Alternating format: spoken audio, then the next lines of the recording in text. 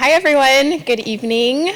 Welcome on behalf of Town Hall LA's Young Professional Committee. My name is Marissa. I'm part of the committee, and I'm the Director of Development for a nonprofit organization called Dressember. Our mission is to end sex trafficking through fashion. And it is my pleasure to introduce our special guest, Emily, who is known for not only her modeling career, but also has used her reach and her platform to do amazing work on women's rights and to use it for social justice. So please join me in welcoming Emily and Kyle from Town Hall LA.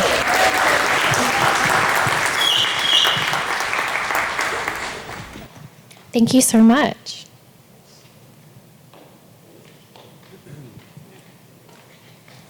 Okay.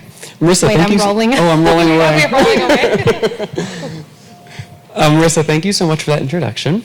And Emily, thank you for being here with us today. Thank you so much for having me, and thank you all of you for coming. I really appreciate it. We're excited to celebrate Women's History Month, and we couldn't think of a better person to... Oh, sorry, I'm just getting adjusted. These chairs are new. This is like, yeah. We couldn't think of a better person to have, so thank you again for coming. So a lot of people here and people all over the globe are very familiar with you from largely your social media presence. You've done a lot of modeling, of course. And before I get into a lot of that, I wanted to just start with a little anecdote. You were some media headlines, and I guess it was maybe within the past year. It was picked up by BuzzFeed. But you had been speaking about, or you had a lot of, and still do, I'm sure, a lot of men who send inappropriate messages to you and pictures through Instagram and a lot of your social media channels. Mm-hmm. And I just wanted to see if you could talk about that and the interesting and unorthodox but great way that you respond to that kind of harassment. Well, thanks. I'm glad we're starting with the dick pics. It was interesting because, it kind of was this funny thing. Like, it was hilarious. It was just this, casual, funny thing. A friend of mine who's also a model, we used to just, send each other, these pictures that guys would send us of their dicks. Mm-hmm. And we would have this ongoing joke. We're like, haha, I'm going to, look for his mom and, send and, respond to him with a picture of his mother, or forward it to his wife, or whatever it is, So that's just it was an in-joke that I had with her. Laura, you're right, a yeah. too. And I just casually tweeted about it one day, and this woman sent me a DM, and she's like, hey, I'd love to do a story about this. And I was like, sure, whatever. I thought nothing of it at all. And I guess, she ended up being a writer for BuzzFeed, and it became the #1 trending article on BuzzFeed for about 4 weeks. So super viral. And it was interesting for me because, I've always held the beliefs that I have about women's empowerment and how I feel about things, and my life experiences have shaped that. But I was finally given this platform, and I wasn't necessarily ready for it, and it was something to me that felt, it was funny. You're talking about dicks, haha, But what happened was I had actually done a TV interview in Australia with this show called The Project. It's kind of like a Tonight Show or something like that, but it's more of a panel format, but it's that kind of thing, and it's a really prominent thing in Australia. And one of the presenters, when I was talking about this whole story, was like, well, you post sexy pictures of yourself, aren't you asking for it? And so in that moment I was like, oh shit, this isn't funny. I'm now being thrust into an area where I'm now going to have to be talking about victim blaming, rape culture, and I never sort of considered myself an advocate for that kind of thing. Because, I probably had much the same beliefs as myself that a lot of people do, which is oh, you're a model, it's not your lane, you can't talk about that. But yeah. Then, I was just well, mm-hmm. I need to. And if I'm going to talk about this, and if this is going to be something that I discuss, I need to know what I'm talking about So that was kind of the catalyst for me to get more and more information and really apply myself to, if I'm going to talk about these things, I need to know what I'm talking about. And then that just opened up a whole new world. A whole new world, yeah. So it's been an interesting kind of turn that my career's taken, and like it's been a funny dichotomy. No, that's really fascinating, and I definitely want to talk about your career too. But because I think that's what obviously you're known for most. But I also want to talk to you about the woman behind the editorial. You know, the girl that grew up in Australia. So you obviously hail from what part of Australia? I was born in Perth, which is Western Australia, but we moved to Melbourne when I was still a baby. So Melbourne's definitely my hometown. Okay. Yeah. And what was, growing up there like, and how much influence did your family have, particularly the women in your family? The women in my family, actually, it's really fascinating. Like, they're practical. Australian women are very practical, and I think growing up there was wonderful, and I definitely appreciate it living here now, having that kind of be my base growing up, because it was just very much like by the beach every weekend. My mom doesn't really wear much makeup, things like that.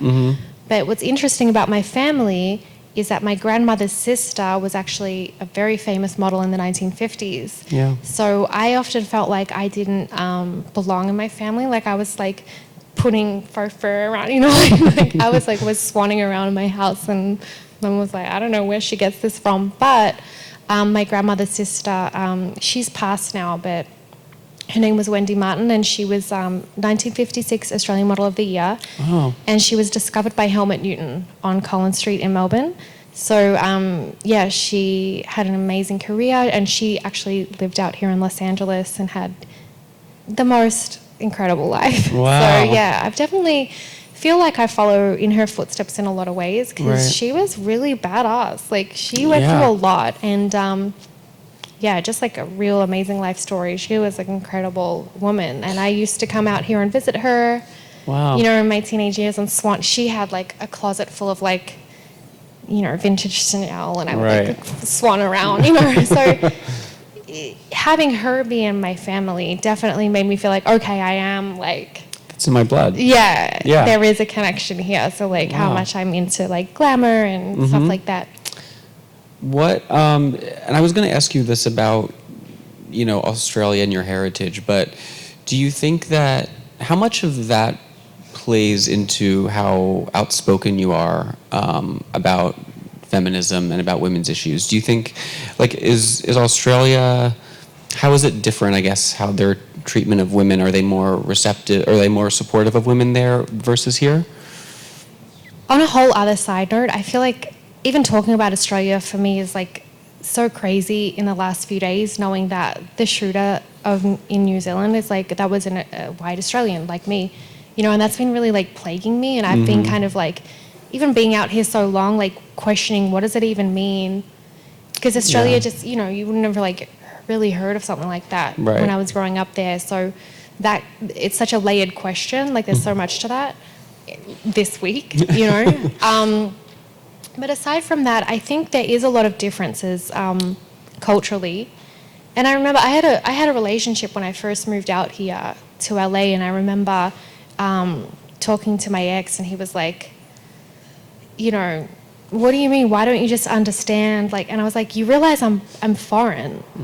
Like I'm just as foreign as somebody that's maybe from like Russia or something. But like I speak English, so I speak English and I'm white, so you just think that I'm like just American, just like, and it's so different actually.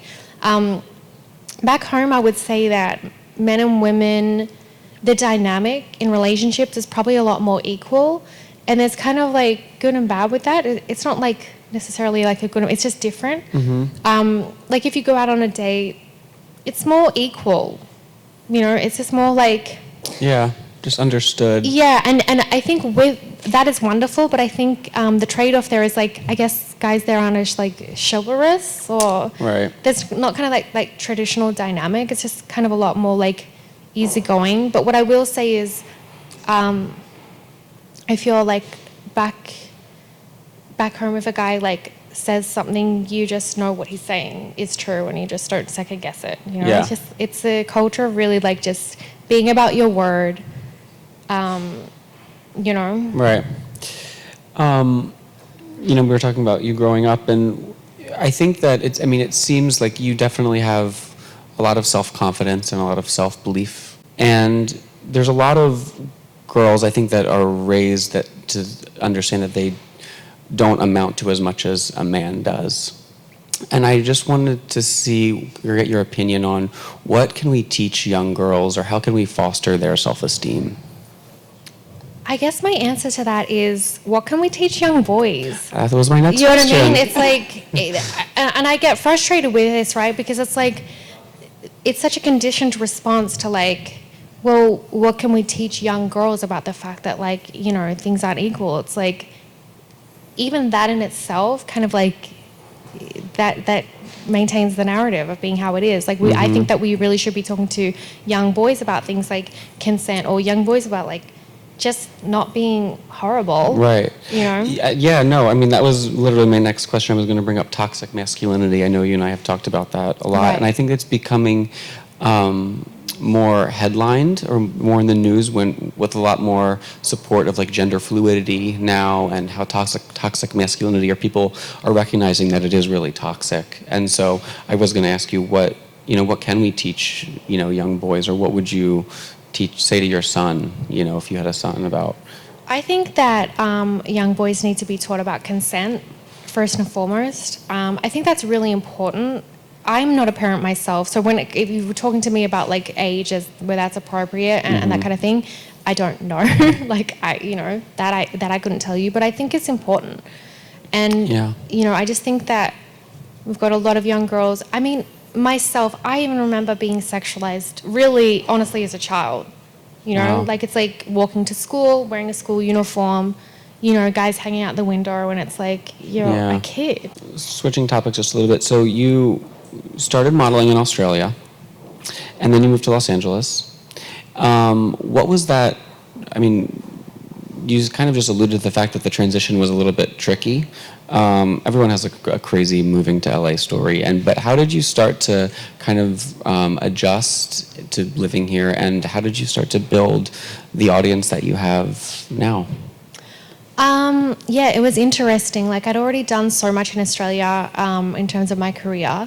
So when I came out here, I was like, what am I going to do? I was kind of like, honestly, I had a couple of years there where I was like, right.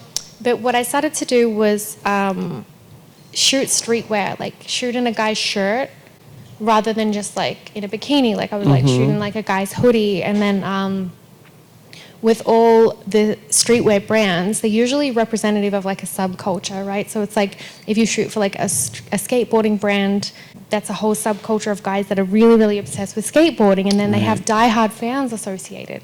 So it was like I started to just... So you would kind of sample each different kind of... Right, and so I was shooting like across the board of all these kind of like subculture, like streetwear brands, and then I guess that's how the following originally accumulated. Yeah. Because a lot of those brands as well, like say you can shoot for like Vans or something like that, they have a women's division too. So it's like, that's how I kind of transitioned from like just modeling like the sexy bikini stuff to like modeling a guy's shirt, and then modeling the girls' shirts in that brand, and then like, oh, you're modeling girls' clothes, and then modeling like dresses. And so it was just like kind of a seamless transition, and then the following came from the diehard fans associated with like each one of those and subcultures. That's when social media was really starting to like take off. Yeah, that was around like, I remember like the start of Instagram. Yeah. I was like going through a terrible breakup. It was like the worst time ever. And I remember around that time, I think it was like Diamond sent me like my first like package of clothes to like post a picture, and I was like, oh my God, this is amazing. I get a free hoodie or something, and who knew it was going to grow into like what it's become, right?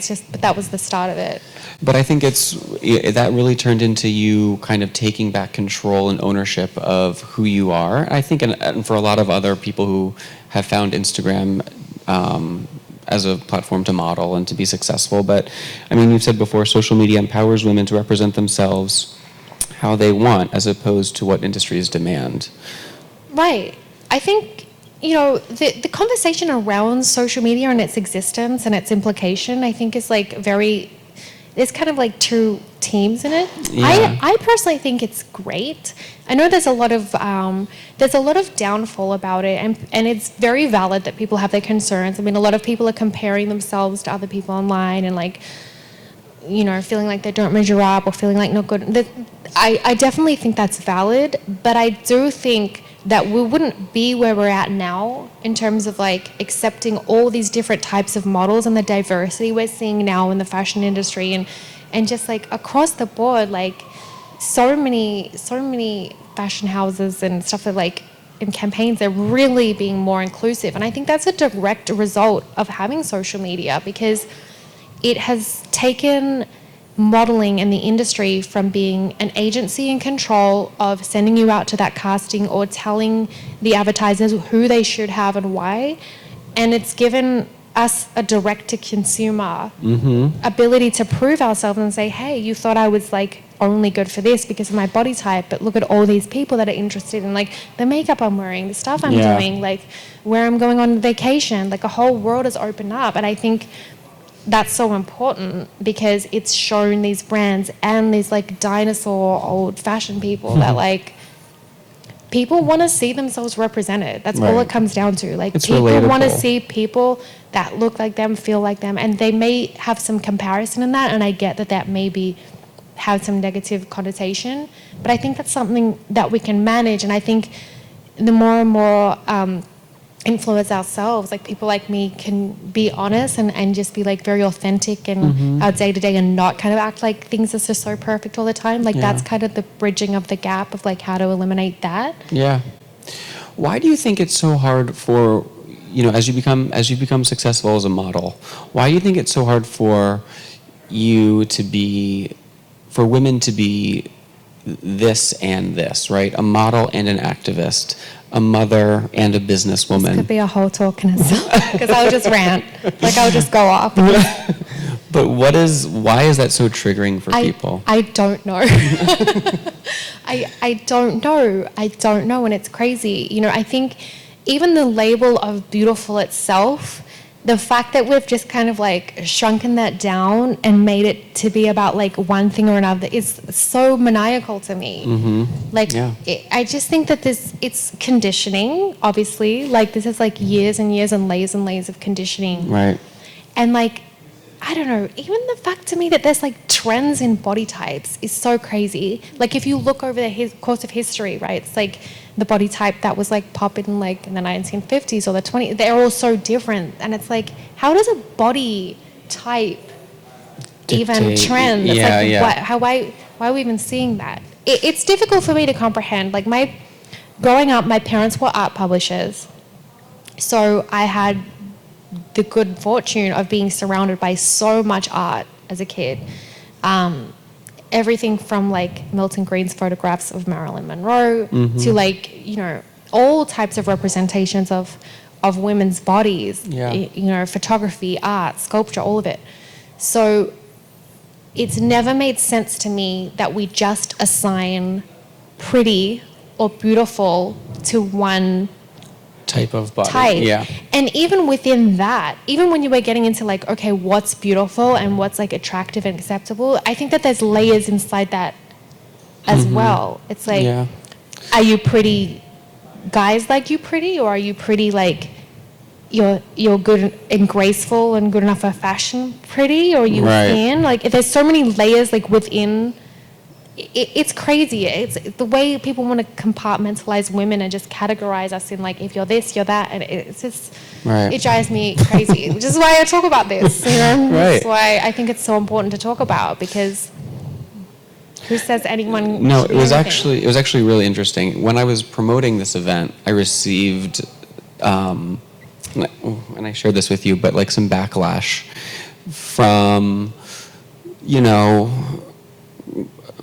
people with a more, I'm just being very diplomatic, but like a traditional point of view, right? And just because they see a woman who is a model speaking about women's issues, they were like, I'm not interested in attending something like that because it seems frivolous to them, or like it doesn't matter, right? And I got so mad. And I'm a guy, right? And so, and I, because I'm protective of you, but also because I'm a proponent for equality, you know? And I just made me think, really empathize with you, and I can't imagine how you must deal with something like that every single day, where, you know, you're judged off of your appearance, or you're judged off of an idea of who you are, you know? It's definitely frustrating. I mean, I've definitely had my moments in the last few years where I feel very fortunate. First and foremost, the fact that I'm even able to even sit here and talk about this as a topic is like, I'm very grateful for that, you know.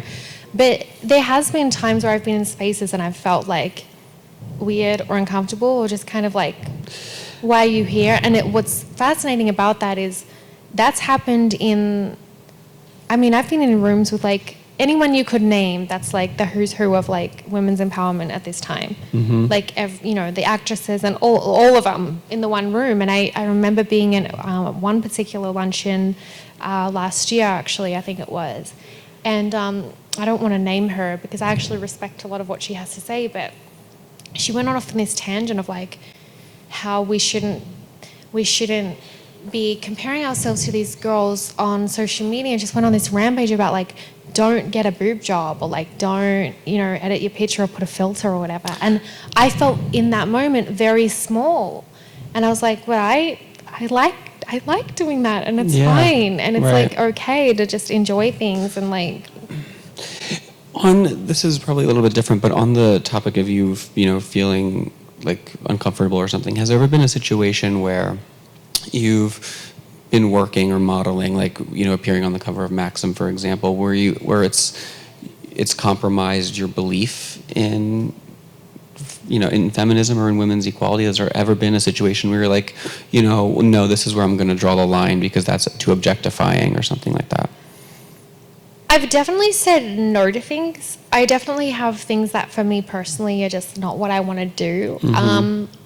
Like off the top of my head, like one of my stipulations is if it's gonna be a sexy shoot, my face needs to be in the picture. I just don't want to be like a random limb. Yeah. But and that's not to judge.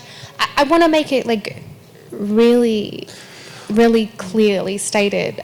I don't have a problem with anything that any woman decides to do. Right. You know, I've got girlfriends of mine that are like adult performers, and great. Like, you do you. Like, that's you and your boundaries. And I just kind of wish that like more people would take that kind of stance. Like, to me, it's all about like what is good for you, how you feel empowered, has nothing to do with me. Right. You know, but there is a lot of judgment that comes along with it. Well, yeah, I mean, that brings up something else. I mean, I think you're a role model to a lot of people, and I think it's because you are truly unapologetically yourself all the time. And there could be people who disagree with your perspective or point of view on something, but you don't waver on it. And I think that's really admirable. How do you kind of digest being a role model? Is it something you think about?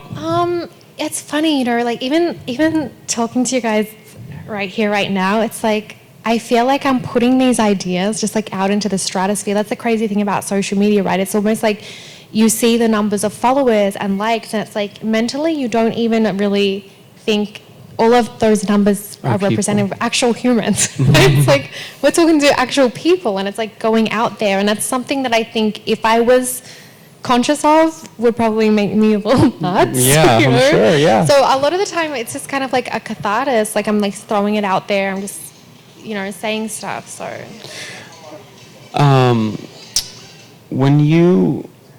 how do you deal with some of the backlash that you get?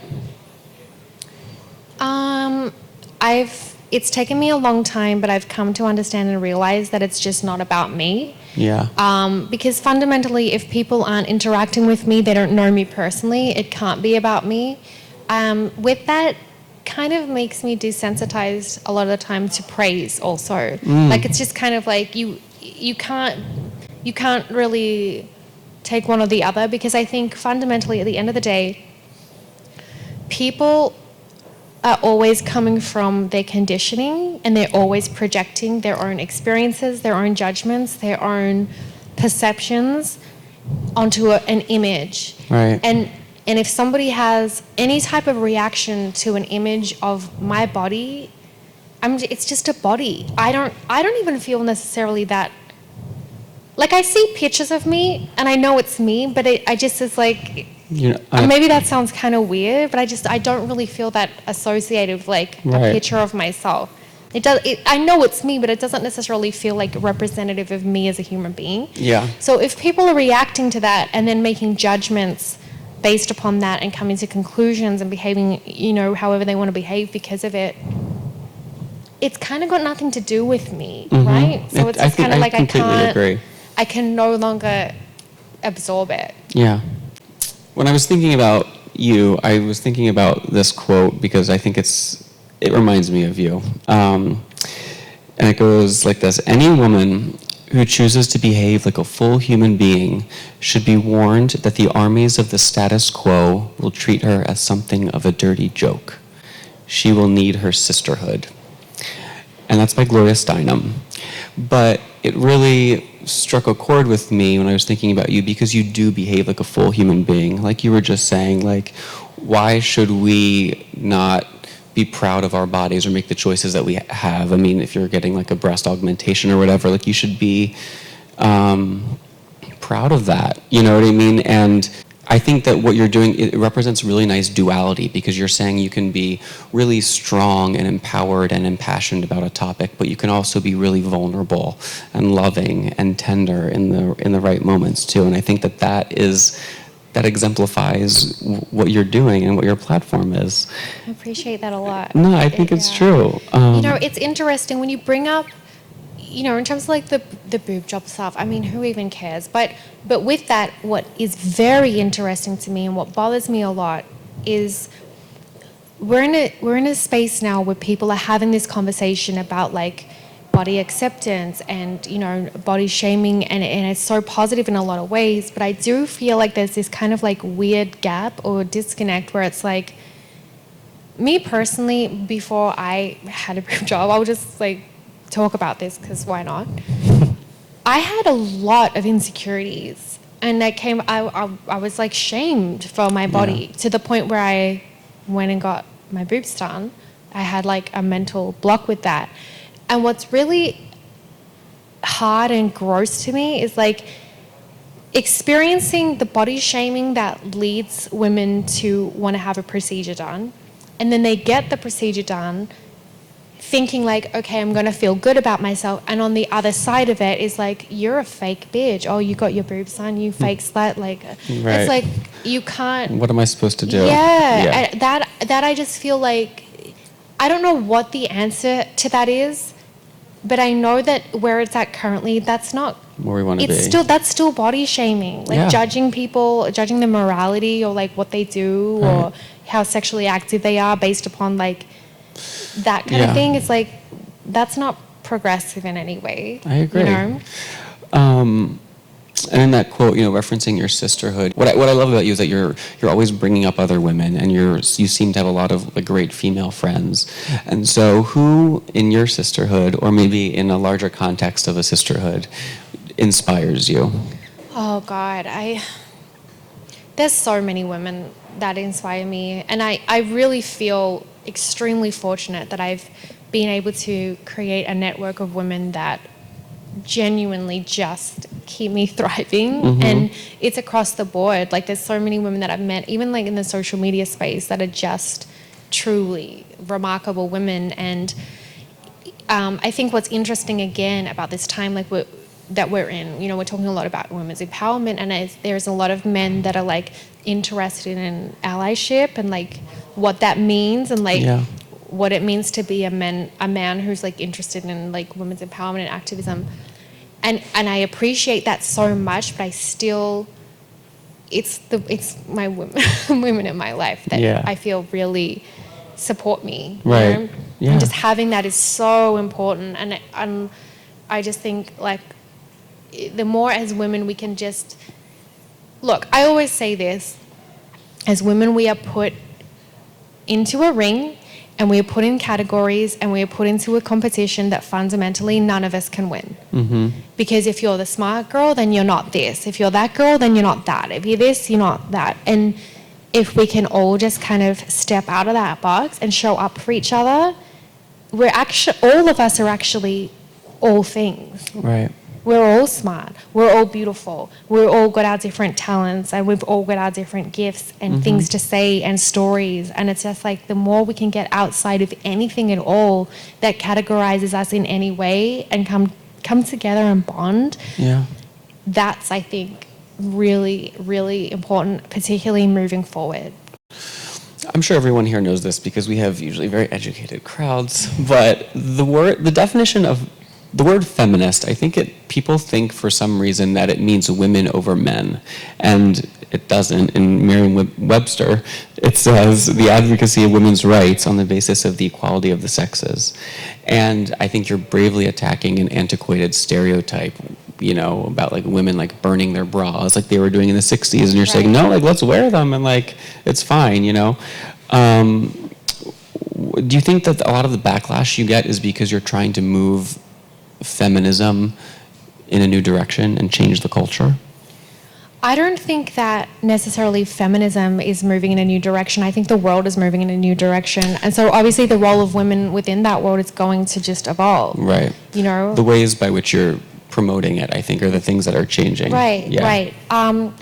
What I will usually say, in terms of what I'm trying to do and what I'm trying to achieve and how I use my platform and why, I definitely have an amazing group of women that are really fundamentally like diehard feminists and really support me, and I'm really appreciative of that, and I love that. But the reality is I do have a lot of men that follow me. Yeah. And sometimes I kind of look at what I do as like almost like infiltration, Yeah. Like there's a lot of guys that are looking at like maybe my pictures, they might just think I'm pretty, maybe they saw me on one of my model friends pages, and they're not necessarily seeking this information.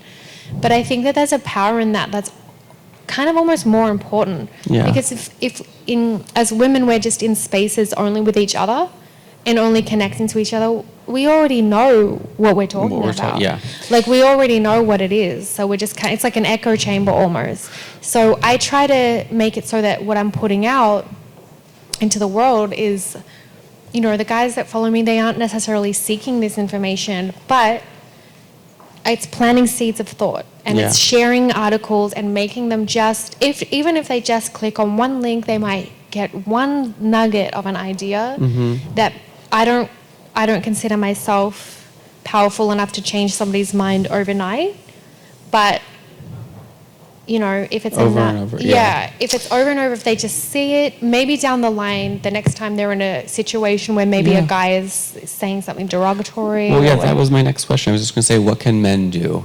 What can the men who want to be allied with you, how can they better support women overall? And more importantly, I think, what can they say to other men to, promote equality? Men need to be the ones that like do a thing. Right. And it's like, actually, like maybe just don't do a thing. Like maybe just like let us just speak and believe us and listen and engage in a way that's just like, allow us to be heard, and don't center yourself and make it about you. You want to post naked, you will post naked.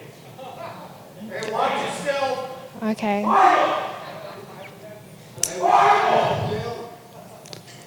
Pay off like innocent. That is exactly what we're trying to speak out against.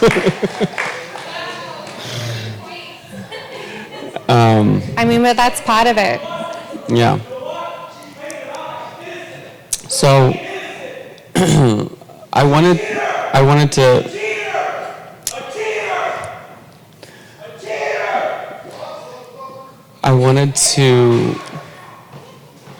We will open up for Q&A in a second. And I'm sorry if I've been thrown off this whole time I've been talking. It's because that's just been like right there. I've been trying to it's okay. It's a lot. But that's like the representation, right? It's it's actually what's happening. Online, that's what it's really, that is the personification of like what is going on in these online discussions, and the fact that it is people. Right. Yeah. And this is, again, like this happens to you. Let me just take a sip of wine. Yeah, cheers. Well, I guess I'm going to open it up to everyone in a second, but I just wanted to see, what have you learned about yourself in this journey of being a model, being a feminist, being an activist? What have you learned the most? You just got to be absolutely fucking unapologetic. Yeah. You really, really just have to know yourself. And thank you. That means a lot. Yeah. You have to know yourself, and you have to know yourself, but you also have to know what you're talking about. And I think it's really, really important, particularly if you have any kind of platform and if you're going to talk about any topic, don't just speak from your own experience. You have to read other people's perspectives. Like me, in terms of being a feminist, like it would be a disaster if I wasn't reading like bell hooks or, like other women's perspectives. It's just so fundamentally important that you should always speak from obviously your own personal experience, because that's where you're coming from and you have a voice, and that's really important. Your story is important. But to have the lens of other experiences, so you're aware of the responsibility to like not be fucked up. Not say certain things that are like just not okay. And then one last question: what do you want your legacy to be? I don't know. I guess that's not something I really think about. And maybe that's again like the disconnect between like having stuff be more online rather than in person, and just like putting these ideas out there and just like hoping that they land, or I don't have any specific goal. Like I said, for me, it's more just about planting that seed of thought and putting just that tiny little seedling of an idea that hopefully, even if it's just in a small percentage of people that are viewing what I'm talking about, even if they just see an example of a woman who is who she is, does what she does, and is a person that is not able to be put in any particular box, that in itself is enough of a statement for me. Like you can't put me into a box. You can't say I'm this or that. Yeah. So then in itself, that's enough. Yeah, that's kind of enough. And whatever comes from that, like it's great. Yeah. Yeah. Well, yeah, we want to definitely open it up for Q&A. So Sunny is going to come around with a microphone. So if anyone has any questions, just raise your hand, and we will come around. Let me make sure. Okay. After I interrupted you several times, I'm so sorry with my phone. My husband and I own a website design firm, and we had clients in Australia. And one of the things that we noticed that was really kind of shocking to us at first, with the breast augmentation, our client and his wife said, "Oh no, you don't have to cover them up. In Australia, that's not an issue. But here, you have to, say you're about to see something and you have to agree." Is that freedom of the body something that you grew up with that you don't quite still see in the United States yet? It's definitely, that's a great question. Thank you so much. It's definitely different. And again, even myself and my upbringing being around the art world, my parents being art publishers, I was exposed to so much just images of the female body nude and stuff like that, that it was never something to me that was necessarily like sexualized. I did notice moving to America that attitudes maybe around women's bodies are different. I don't necessarily see that as a good or bad. I just I try and look at things of just like, oh, that's what it is. I want to understand why. I don't want to say it's good or bad, but like, oh, okay, I guess this is more of, Australia's probably more of a secular country. I don't think that religion plays as much of a role as it does here. And that's, again, it's not a good or bad thing, it's just a cultural difference. So I think that probably plays a part of it. But I think, fundamentally growing up around art as much as I was, and just that exposure to seeing women's bodies in the lens of fine art, where it's not necessarily sexualized, it's just kind of a part of life. But also the culture is so just like beachside, it's just it is more laid back. And that probably has affected how I see it. I would think so. Myself, and also just other women, or just bodies in general. Again, I think I mentioned earlier, like I don't necessarily even feel like humans that connected to our bodies at all. Like, we're just kind of like, this is like a thing that we're just like, our spirits are just in, and we're just roaming around in, and people assign so much meaning to that. You know, I personally just don't. I don't connect with it as well. I don't attach those thoughts to it. It's good. Yeah. Thank you. Anybody else?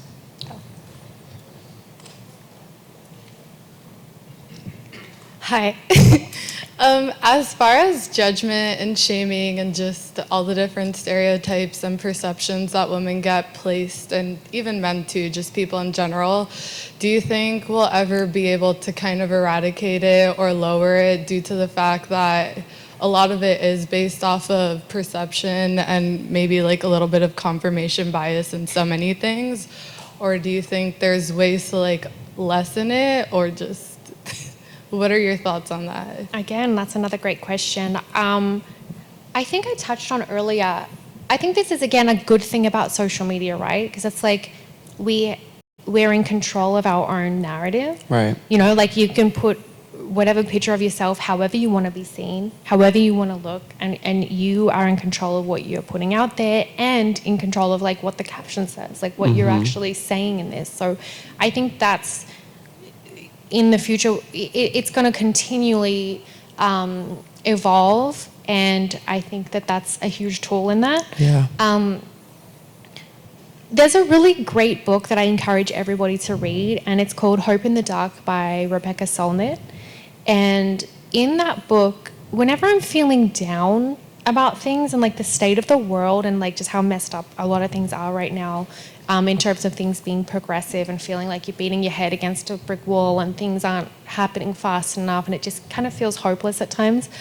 What I like about that book is she kind of gives a peripheral kind of perception of like actually how fast things are moving. And, you know, just the kind of concept of like, it can feel like we're really stuck, but in reality, a lot of the time, like the arrow gets pulled back before it's let go and we propel forward. So I actually do have hope for the future. I think that things can feel really overwhelming and discouraging, and there's definitely so much work to do. But I do think that when you look at the whole like history of the world, like where we even were 10 years ago, where we even were 20 years ago is like very different to where we are now. And I think that maybe not in our lifetime or, you know, whenever it is, but I do think it is going to get there. And I think, again, social media plays a part in that, because we really just have this tool to connect to each other as humans, in like controlling how we're putting ourselves out there, and also connecting to other people and how they identify and how they want to be presented and be perceived. So I do think it's actually going to get there. I just think it's going to take time. And I think that it comes down to undoing, you know, A lot of stuff has been done, and a lot of people to be conditioning and also internalized misogyny too. We just got to undo it all and yeah. And a lot of people to be on the same page as that you are, you know, and to recruit people to yeah. Does anybody else have a question?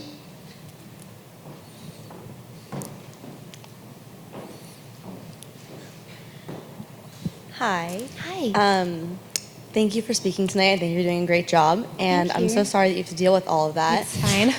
My question actually pertains to that. Do you have, like, when you have to deal with all that, how do you manage, like, your anger and your stress and stuff like that? Because I know it would get to me, and I would want to, like, hit somebody. So, like, how do you, you know, do healthy ways of coping with all of that? Stalkers, yeah. Yeah, no, it's I've had my fair share of intense and scary experiences. That in itself is like a blip on the radar to me in terms of things that I've been through that I don't even want to get into. Which is really sad that that's a blip on your radar. You know what I mean? No, it is. That's like literally nothing. But I think it comes down to this.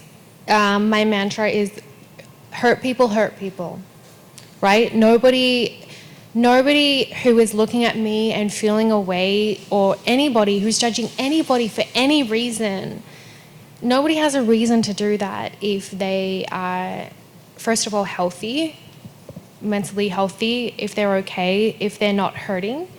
So I through mindfulness, meditation, and stuff like that, that's become really important to me, to just kind of like accept that like people are hurt and maybe they're gonna like project onto me, and they've got expectations of or they've got ideas that they've got attachments to that aren't maybe necessarily in alignment with like reality or who I am or what they want me to be. And I think, it really doesn't have anything to do with you. No, it doesn't. You know what I mean? It's about their own trauma. Right, you know? it is, and it's a projection. Right. You know, I think that we all have projections, and we're all kind of looking at each other. Oh, what does it mean if you dress this way or dress that way, or you didn't talk to me, or you didn't text me back, or what is that? You know, we're all jumping to conclusions all the time, and like I said, it's just knowing that hurt people, and nobody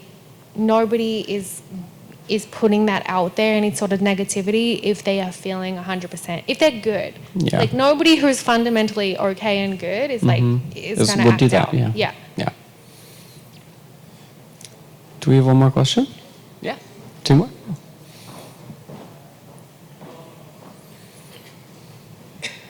My question, as somebody who is a social media influencer, do you have any advice or recommendations for women? I feel like in my own social media world, I feel super filtered and very hesitant sometimes to be very honest and forthcoming about my feelings. Sometimes it's something as simple as like, oh, is my job gonna take a look at this, and are they going to judge in a certain way? Are my friends or my family going to see things in a certain way? What do you recommend as far as, again, being totally honest with your social media? Because I do feel like it is such a great way to reach people and to be, again, honest about your beliefs and about your ideas. How do you battle that when you face a lot of backlash from it, and how would you recommend that for other people to deal with? I'm really glad you asked this, because it's something that it's stressful and it's really difficult to navigate, especially with like this whole space of being a social media influencer. This is very new, right? It's kind of like the wild, wild west, and I feel like as we go, we're kind of just like figuring it out. I've definitely, even in my modeling, not just on social media, but like campaigns that I've done, I may not have necessarily held the same values as whatever companies I was representing, and you've still got to make a living, right? So it's like, how do you navigate it? But what I will say is this: I feel like the more that I've been outspoken, particularly at the start when I really made that decision, like I'm just going to be who I am and be what I'm about, and I can't turn back now. It's almost like you have to reach that threshold of like, I can't contain it anymore. I just want to be myself, and I just want to speak, and fuck what anybody says, or even fuck taking a pay cut. Like I'm just going to do me. Once you kind of make that decision, on the other side of that is going to be, first and foremost, you're going to get a lot of that. You're going to get a lot of backlash. You're going to get a lot of anger. But that's kind of great in a way, right? Because it's like, it's a process of elimination.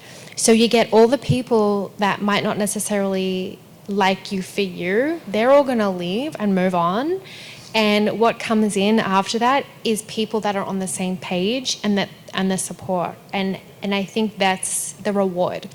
That's the reward you get for being fundamentally you. And I think, you know, on social media particularly, there's so much branding, there's so many images that we see replicated over and over and over again. It can kind of just become just like this sea of like just like the same kind of stuff that we're seeing over and over. So I do think that even though it might feel like this could be the end of your career if you like talk about this, or you talk about that, or you take a stance here, it's probably actually going to be the thing that makes you stand out and makes you connect and makes people engage with you a lot more. And you're going to find that you'll get supporters that are even more like ride or die for you, because you've taken that leap of faith to just put yourself out there, and people want to see authenticity. Like they just want to see real shit, you know. So whatever it is that you have to say, I would encourage you to just step into it and you know, like jump off the deep end with it and just go for it. And if you're especially talking about things that are that matter and are really important, particularly in the climate that we live in, I almost feel like we have a duty, right? It reaches a point where it's not even about us, right? It's about if we have a platform, we need to be talking about this because it's a responsibility. So if that helps you take it outside of you and make it not even so much about you, but just like you got to show up, you know, it's important. Yeah, so I hope it works out. And we have one more question.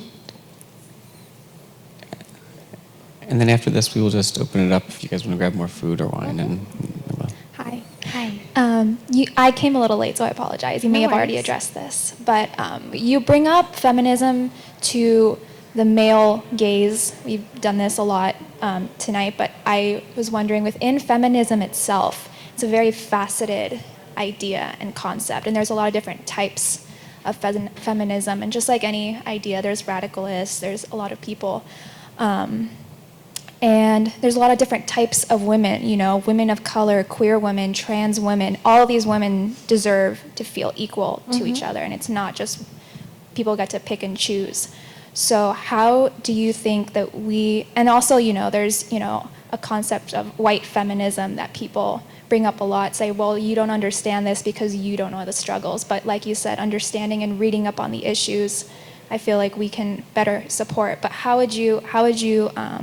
could we better support other people and kind of close that gap within the different types of feminism? Right. I'm so glad that you asked this because this is what I really love. When I first stepped into this kind of role, I was messing up in a lot of ways. Like, I made a lot of mistakes, and I'm very grateful for having like girlfriends in my life or friends that were like, don't, you know? I think what's really important in what I've become more and more inclined to do is like, say on a forum like Twitter, for example, I don't necessarily need to state my thoughts on every issue.